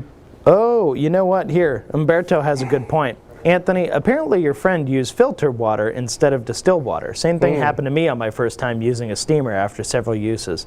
So some people may see filtered water and think it's the same as distilled water. Who's my friend? The friend that borrowed my car? he's just saying maybe what our friend did. That Maybe they could have said, "Hey, we used water out of the drinking fountain." Yeah. Right. It's filtered, right? Yeah. Well, it's not filtered for calcium and magnesium. Yeah. Right. Needs to be distilled, right? So what's the distilling process? What's that mean? It means that the water gets up to temperature to the point where it burns off most of those mineral deposits, turns to right? steam. And then versus a deionizer, right, which actually completely removes the minerals through the deionization process, right? Yeah. Replaces it with nothing, basically. Mm-hmm. So deionized water is actually kind of the goat. If you can use DI water, man, go for it. Distilled water is also great. Wow, apparently people responded to the thread of me saying the stream was going to end if they didn't ask questions. Here come a bunch. So I've got Jack Creek Road, popping that out there. I'm sorry if this has been asked, but what's the recommended dilution for carpet bomber? 1 to 3 or 1 to 10, depending on what you put it in. If it's in a spray right. bottle, 1 to 3 is fine, or in a shampooer, it's 1 to 3. If you're going to foam it, you can actually just do 1 to 10 with it and get a lot of great cleaning agents out of there. Then I've got Brian Cal 77, otherwise known to you guys as Brianical. Don't end the live stream. What did you ask Santa to bring you for Christmas? I didn't ask Santa to bring me anything. My wife even asked me yesterday. She goes, "Your dad reached out and wants to know what he should get for you," and I told him gift cards because I'm super hard to shop for apparently. It's a safe bet. I literally told my wife, like, I don't have anything that I want or need at the moment, so I'm okay. I usually just buy myself something anyway. If it's flannel or like a rockabilly trinket or something along those lines. Rockabilly trinkets, what are those? What's that even mean, Dane? What are you trying to say? I've seen around Levi's desk. He's got a lot of like little knickknacks and I got a lot of Hot Wheel cars. Yeah. I don't have any, and he's into that kind of like resto mod lifestyle. I have some supernatural. Have you ever even been to anything rockabilly related? Not for years. Yeah, right. Decades, some would say. So I don't really know. I use rockabilly and ska interchangeably, which I think will upset some people. You shouldn't do that, Dane. I will tell you that right now. You'd beat up in an alley. You could very well be beat up in an alley for that. You know, because you're a punk band with an accordion. Cool. Okay, so I've got Diego here. You forgot the horn section, Dane. Oh, right. Yes, the horns are very important. Hey, I used to play trumpet. I can appreciate that. In a ska band? Wow. Didn't know that. Dane Hennon and the Heptones. That's a real big assumption on your part. Okay, so Diego Rodriguez asks, hey guys, what dilution for Polestar? What about using Polestar as an interior cleaner for anything interior? Dilution recommendations. Kind of the same question. That's what we just used. Yeah. That's what they were using. That's literally what we did. Now, Polestar in the foamer, Polestar in the bottle. If I'm being honest, I mean, Polestar is an all-around great cleaner, right? I'm also a huge fan of Tri-Clean from G-Technic. I think it's the smell, honestly. Yeah, it has it this weird kind of like clean smell to it, but it's like also kind of like pharmaceutically clean in a weird way. I don't know how to describe it. Clinical? Clinical. That's the best. That's the best way to put it. But it's Polestar is just good, and I think in that 1 liter size, you get so much bang for your buck. I don't know which camera I'm looking at, but I think you can dilute it 3 to 1 almost in that liter too. Dude, more. You can dilute. You can dilute Polestar. I mean, it was 10 to 1 in the foamer there, and it did a ton of work. No, I meant the Tri-Clean. Tri-Clean. So Tri-Clean can be diluted if you would like to dilute it, but you're also diluting the antimicrobial features of it as well, right? And that's kind of the beauty of Tri-Clean is that it's got the antimicrobial. It's one of the only cleaners out there on the market that has the ability to kill that bacteria. And it can clean all surfaces. Yeah, and it can clean all surfaces. And so it's, I mean, we sell good cleaners. I don't know what else to say. I think we sell some of the best. We sell some of the best, not the best interior cleaners. Interior cleaners that we could find. And it just happened to be that Coach Kemi brought to the table something great, but G-Technic already had something great that was slept on. And then that Express has already won people's hearts because it's Express. And then between Color Lock and PNS on top of that. Which is funny because we didn't have anything like that previously in our starting years because we had O&R, and O&R was our all-around everything cleaner. But Optimum did not have a dedicated interior cleaner. No, they just had the carpet cleaner, Clean and Protect. That's it? Yeah. That was the only interior cleaner that they technically had, which that stuff, still to this day. Still magic. We only need these seats. We wouldn't even need to scrub them. We just spray it on and walk away. It makes it things. I don't know where the things go. Yeah. If you've ever used Optimum Fabric Carpet Clean and Protect, you know what I'm saying. You don't know where the dirt goes. No, it's magic in a bottle. It's weird. It is literally the effect of the salesman that comes to your door and says, "Hey, is that a stain in your carpet?" Sprays something, it just disappears, and you go, "What the heck? That can't be true, right?" It's gonna come back. It's gonna come back, right? This stuff just didn't come back. Going back to my previous comments about those ventilated leather seats, we've got a question here from Andre. I know we're talking cloth here, but do you have any tips for getting melted chocolate out of perforated leather seats without enlarging the holes? Using that gun and blowing it out. Yeah. Yeah. That's basically it. Yeah. That's basically it. All right. Well, moving along, I've got Rocky Lives On. Use the Tornador gun and hook it up to your system and make sure you got enough compressed air to run it. So Rocky Lives On wants to know, fruit punch is a dye stain? ? Well, not all fruit punches, but there are some that back in the day when I was a kid could stain very easily. Hawaiian Punch definitely has dye in it. There's no question. Oh yeah, totally. Then I've got think about like some of those Tampicos and different the grape Tang. drink. Yeah, Tang and grape drink. Those had dyes in them when we were kids. Those had heavy dyes. All right, next up here I've got Jay Bear. In a shop environment, how long do you allow for seat cleanings to make a profit? Jay, so I used to charge in my shop, I would charge $50 to shampoo seats, is what I just called it. It was just a shampoo. $50 just to do the seats. I had it as an option, and every once in a while I'd have someone pick up on that. My guys could do it in under 20 minutes. Yeah. That's quick. And they would use a foamer, like what we just used, and a scrub brush, and then the shop vac, or an extractor. Yeah. And they would just clean the seat as quick as possible, and then we'd let it dry, and then whatever was left before the customer came and pick it up, I wouldn't tell the customers it took 20 minutes, I'd just schedule them for the day. Yeah. And then we would clean it, and then once it was dry, then we would look and see if it needed anything extra. If we had to touch a couple spots or stains here or there, we would do that. But if we didn't have to do it, we'd call the customer, tell them it's ready to go, and they come pick it up. So, Well, because once again, the customer is not paying you for the little time it took. They're paying you also for the fact that you learned that skill, you developed it, you honed it, you got good at it. Now, you take that to a complete newbie and try and do it, it's not going to be the same story. It's going to take now, when I longer. charged $50, that was 10 years ago. So Now it's a little different. bring up the price on it, especially if it's just that. But and I would normally try to include it just as that was my interior detail. I was going to clean the carpets and seats along with all the plastics, leather, and vinyl. Normally I would never take my hand on the base of a seat this close and smell it. Right? Smells great. Oh, you want to stick your nose in that seat and take I a deep would. breath? So 10 it's years funny. worth of somebody's butt. Before the live stream started, Gabe bet me $20. He said, "Hey, I'll give you $20 Smell that if seat. you will take your tongue and lick from the bottom of the seat to the backrest." $20. Right? Wow, guys, I've got questions. We don't have to delve into this kind of content I'm just saying. I would have never done that, right? Yeah, I would have done it for like 40. I would have done it for 30, but that's besides the point. But I'm saying that now, I would absolutely do that. I mean, seriously, Polestar, it smells like Polestar, and you know what it smells like? O&R. Very nice. What Classic. more could you want in an interior scent? Perfect. Look great. Ooh, a little fresh up from the audience over here. You So can hit them with a little fresh up if you wanted to. I don't want to do it right now because it might create a new watermark. I need to let this cure fully, and then I might hit it with some fresh up. Maybe you spray from a distance and just lightly pepper it. Something like that. We'll spray the back where it's black. Yeah. Your Now, work, Levi, Grant, it looks good. We got Grant Hawtree wanting to know how, if you have any tips for making a holiday ham. Don't have any tips. Use an oven and maybe some honey.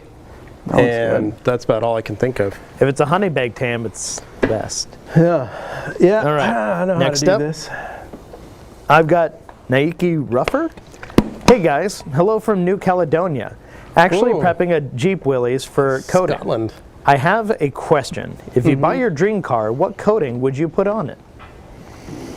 If I bought my dream car, Because he wants to know what you would use as the you bought your ultimate dream protection. Okay. I'm guessing I'm the so dream. all my cars are coated, and none of them are my dream cars. No. What you're telling me, Levi, the Hyundai Elantra is not your dream car, Well, no, it was the first new car I ever bought. and that is in itself is a success, right? Not many people get. Success. 26 years old, buy a brand new car. I've never bought a brand new car ever since then. Yeah. But all my cars are coated in various coatings because I try new coatings all the time. I also keep all my stuff for a very long time. I'm not one of these that likes to buy and sell cars a lot. I stay attached to my stuff, so It's hard to let go. well, I like getting everything I can out of stuff. It's like using a towel 100 times. Yeah. Like I'm gonna get my money's worth before I get rid of it. I'm with you on that because I just bought this this Honda CRZ. I can feel myself falling in love with it. Getting attached to this thing. You guys are taking little glances at each other. I don't want to be attached to it, but it happens. A little inside joke back and forth to each other. You kept talking about how you were just ready to turn this thing around. As soon as you clean it up, it was out of the house. But I could just feel you are liking this more and more. It's a great little car. You don't understand the gas mileage I'm getting on this thing. It's absolutely incredible. It's insane. And it's fun to drive. And I'm saying that as an automatic car, I'm having a good time. Yeah. It's weird that I'm having such a good time driving this car. To answer his question, any of our coatings that we carry and sell are great coatings and the best that you could have regardless of whatever you're putting it on. They're in our line because you guys actually tested and vouched for them. Yep. Yeah. Correct. So they wouldn't be there if they weren't. But to answer your question, I'd probably go with Legend personally, just for that kind of thing. Just have that toughness. Legend, There you go. yeah. And then let's see, we got Ricardo here. This live was perfect timing. My brother just picked up a used car with a pretty dirty tan leather interior and some pretty nasty spots, unlike carpet. Gonna have a lot of fun tomorrow. Good. And then I've got Rob Berghardt. I almost said Rob's Burgers, which would have been funny, but Rob Berghardt here. Hey guys, what is your go-to APC? I have been using Meguiar's, and I can imagine that they all are similarly effective, but was wondering if you have a list of some of your preferences. All the APCs we carry at our place. I mean, that's the short answer. Green Star, Power, Clean, the W5 all-purpose. Yeah. All those are amazing for what you need it for. All surface cleaners, great. Any of those. Everything we carry in an all-purpose cleaner all work wonderfully. So not a doubt in my mind. All right, so we are caught up on questions, guys. Throw anything you got, question-wise, comment-wise, put it out there. We'll take care of it here if it happens in the next few minutes. Any final touches that you want to go into on these seats while we're waiting for a few more comments and questions to come in? Well, right now we busted out a little bottle of Top Star just to hit the plastics while we have it out. It's gonna be easiest to do it now. We got these covered in Polestar, so if these had any type of protection on them, which I highly doubt, considering it came from an auction, we're gonna re-add that protection. So Polestar will take off an interior cleaner, or an interior protectant. So if you have something like, I don't want to say like Armor All, but if you have something on a plastic, Polestar will definitely remove that. So you want to replace that UV protection. So in this case, we are putting on some Top Star. Again, Polestar has some protective qualities to it. That's what it says on the label. That's what they've told us from Germany. What those protective properties are, I don't really know what it looks like because it doesn't specifically say UV protection. So Top Star in itself has UV protection, and that's why we follow up with all the plastics with Top Star. It's also just a great interior dressing. So what do you think, Levi? Right? Yeah. Turns that stuff right back to black. It smells good too. Smells good. All right, Dan, that's really all we got. I mean, unless you got anything else. Junior Sanchez here says, what's your guys' go-to protectant for interiors? Top Star. As you were saying. So there you go. Top right there. For the longest time, we were using a mixture of like Shine All from P&S. We were using Dynamic Dressing. We were using from G-Technic. We were using their Matte Dash, and they were all good, right? We all liked those products. We think that they're very good. But Top Star is definitely something that I think you guys should pick up if it's not already in your arsenal, because the finish of it is great, the look of it is great, and the UV protection, everything it provides. It's one of the few kind of interior dressings that we really feel like kind of moisturizes and sticks around without attracting any unwanted dust. It's got some kind of anti-static properties to it. Okay. And then I've got Kelby Holbrook here saying, do you guys ever use Green Star on really bad fabric stains? I wouldn't. That seems a little extreme. I'm just. It almost seems too much, so I would probably just do the, just like what we did here with the Polestar on the carpet. You could do Green Star 10-to-1, but really, that's not what it's designed for. How do I say this? I also use Power Clean on interiors. Wasn't what it was really designed for, right? Because Power Clean is pretty freaking strong. It's basically a degreaser. But it's basically a degreaser. But do a test spot. That's what I would say. Go 10-to-1, 20-to-1. Do a test spot. How does it look? Do you regret it? You've only done a test spot. Yeah, a lot of people don't seem to understand though that when you do this type of fabric cleaning, it's important to stay within your pH range. If you go too high outside of your pH range, what you leave in the surface are active, basically active cleaners, which become your acids if you're on a lower scale, or your alkalines, which become are on the opposite scale, and you have a tendency to create this buildup that can cause the carpets or upholstery to build up these deposits.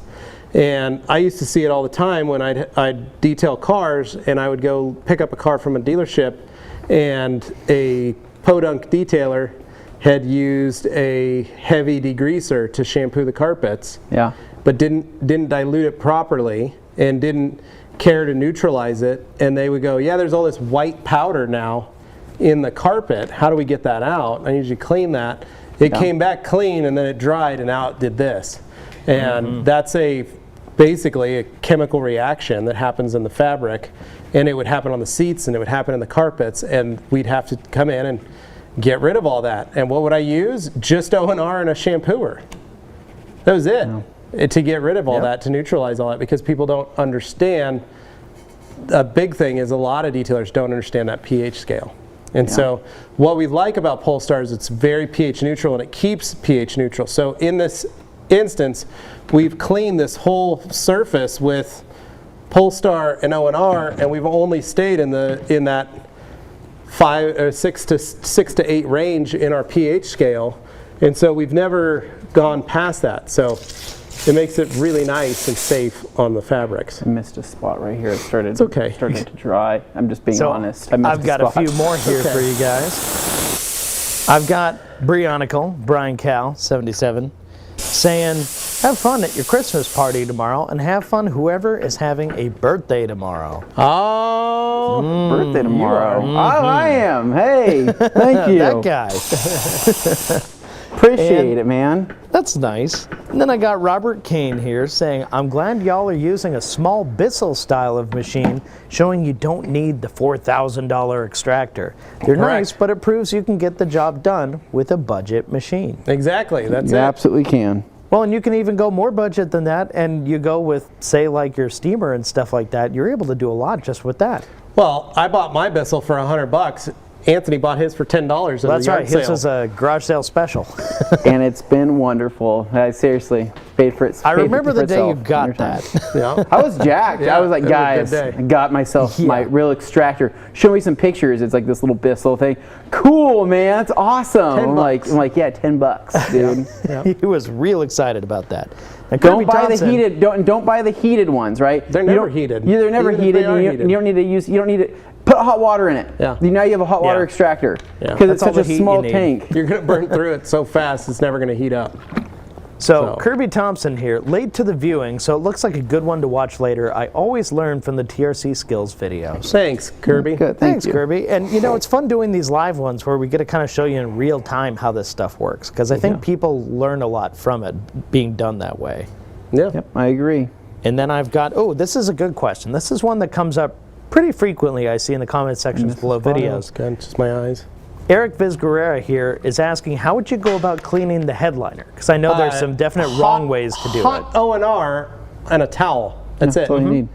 Hot bucket of O&R, put a microfiber towel in it, wring out the towel, rub the headliner quarter at a time, and just keep dunking and wringing it out, and dunking and wringing it out, and dunking and wringing it out. That's the easiest, fastest, safest way to clean a headliner. So, for those wondering, no, do not use your extractor. Do not use your steamer. Oh my God! Do not use I can't imagine any of those things because your headliner has to adhere to the ceiling, and it's usually done with adhesives that will become malleable if exposed to too much heat or other things.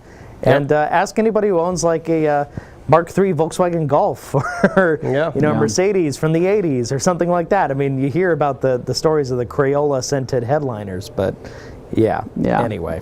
Well, and the other day I was actually cleaning up this one right here, just a couple spots. What happened was it looked like there was a tall person that probably had a close to shaved head, right? That had some stubble, and the stubble was rubbing up against the headliner, right? and it actually caused the pile to fray out on the headliner, right?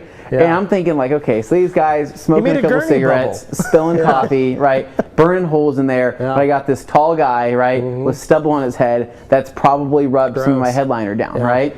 Do you know what I did, right?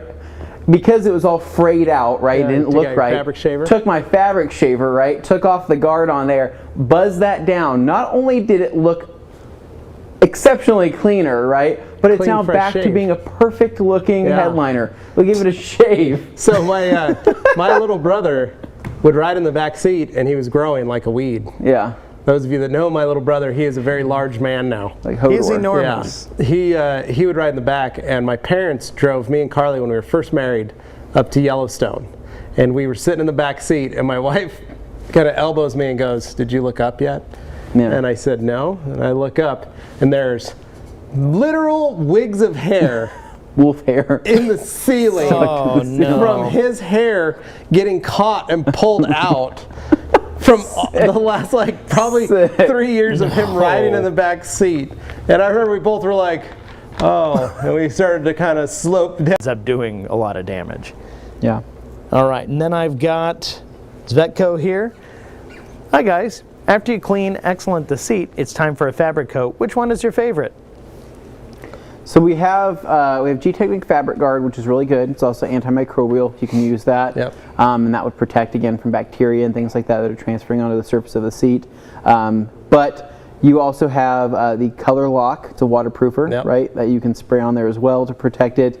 And then I think the PNS, then the fabric coating. Yeah, they have their fabric coating. I don't think we carry it, but other than that, though, I don't know. The hard part is fabric coatings are tough because they're a great upsell option as a detailer, but they're only ever going to last until the next time you get this seat wet. Yeah. And you don't actually have a long time period. So if you spill a soda on there or a bottle of water, you got to get a towel on it, and you only have maybe a minute or two before it penetrates. Well, and the other thing too is that once it's through, it's broken. You've gone out, you've walked in, you're in a rainstorm, right? You're covered in, you're wet, right? You get in that seat, right? And you start nestling around, right? You're taking off your jacket, whatever it is, you're soaking wet. That friction alone will actually break down that coating, right? And so they work great what I tell right people, off the bat. What I tell people the reason for them down. is it helps clean the upholstery when you go to clean it again. That makes for an easier clean. It makes it easier to clean the next time when you have to shampoo them or scrub it. That's all. But there's no real drawbacks to it. But a lot of people look at it and they go, "Oh, I can't wait till I get that waterproof feature." Yeah. It's never going to be waterproof. Yeah. It's just not possible. No, it's definitely different. But I would say though, the other thing to avoid too would be is going to be your oil-based air fresheners, right? Yeah, that's it. And big thing is after somebody cleans like this, they think, okay, I'm going to spritz some air freshener on there. You want to know if that air freshener is heavily oiled, right? The reason why is that oil attracts more dirt, and you spray it on there, and you're like, oh, it smells so good, so euphoric. And not to throw out a brand, but a brand that does use a lot of oil-based scents would be CG, right? They use a ton of oil-based scents. It's just what they do. But when you start spraying that on there, it sets in, it embeds, it feels nice and smooth, but it starts to feel oily after a little while, after it builds up. And the next thing you know, you look down and say, why is my seat so dirty again, right? It's because of all the oils in there. It tracks everything. And so if you spray on one section of your carpet, you'll notice after a while you just have this stain from where you've been spraying for years. We used to get that at the car wash. Well, remember the car wash has the scents that you can apply. You can spray onto your carpets, right? People come in, what kind of air freshener can I get for you? Oh, I'd like a new car and pina colada mix. Pina colada. All right, I could do that for you. Make a little suicide. And you'd start seeing, especially the people that bought the passes so they could come in like every week. In a lot. There was a brown stain where we were always, where I could see one of the guys had always sprayed the air freshener. And it was like, or you got the kids nowadays, they spray them on the rubber mat. Yeah. Well, I'm sorry, that is nothing to attach to, and it's going to be slippery because it's oily. Very slippery. I'm going to slip and slide all over. I took my car through the car wash. That rubber mat as well. I literally went back around and said, I need you to wash these mats again. The guy goes, why? I go, because you guys just sprayed the air freshener on them. Yeah. Yeah. They were very confused. I've got a handful of comments left here, but we are kind of rounding out the show. Okay. And I've got Batiste here, Beaumont. Do you recommend Optimum products for cleaning and treating leather seats? Yeah, they're good. They got some great interior cleaners and leather. Is it Optimum? Yeah. So, really, O&R? Yeah. Well, it's an Optimum products. Yeah. So VLB, right? Yep. And then their leather protectant. Yeah. VLB, O&R, and leather protectant. Yeah. There you go. Yeah, It's you can do a clean lot leather. with that. Then I've got Nike asking your thoughts on Built Hamber. They're good products. Great products. We haven't tried the whole line, but what we have tried, we really liked. Yep. And then the last one I've got here, rounding it out, Robert Kane. Can we get the 5-gallon bulk PNS products from the Rag Company? We actually We have a couple of them. We have a couple of them. Yeah. We don't like to ship them, but we do have them. They're not optimal for shipping, but we do have them. They are massive. Yeah. Yeah. All right, that pretty much sums it up. So anything left to add before we go here? Not No, really. just These seats tomorrow, came out great. 25% off all PNS Yeah. products tomorrow. Tomorrow, yeah. Today, 25% off all Eagles. So Yeah, super get exciting. your Eagles. Get them in while you can. And yeah. Anyways, guys, thank you so much for watching. We're going to pass Tomorrow, it. no live because we are going to yeah, be having a Christmas party in here. in Yeah. this building. So we're going to pass it back to you, Dane. Take it away. Okay, well, back to me then. Thanks so much, guys. I hope you all had fun watching, commenting, questioning, all that good stuff. As always, we're doing our live thing, but there will be no Q&A tomorrow because, well, we've got that Christmas party we just talked about. So, everybody, stay safe, stay warm, and have some fun detailing, whatever you're going to do. We'll catch up with you next week, but don't worry, we'll have some videos coming out this weekend here on the main Rag Company channel too. So make sure you subscribe to our channel as well as the Rag Company podcast channel and the Rag Company FAQ channel so you don't miss any TRC content. That's it. So have a great one. We'll see you later.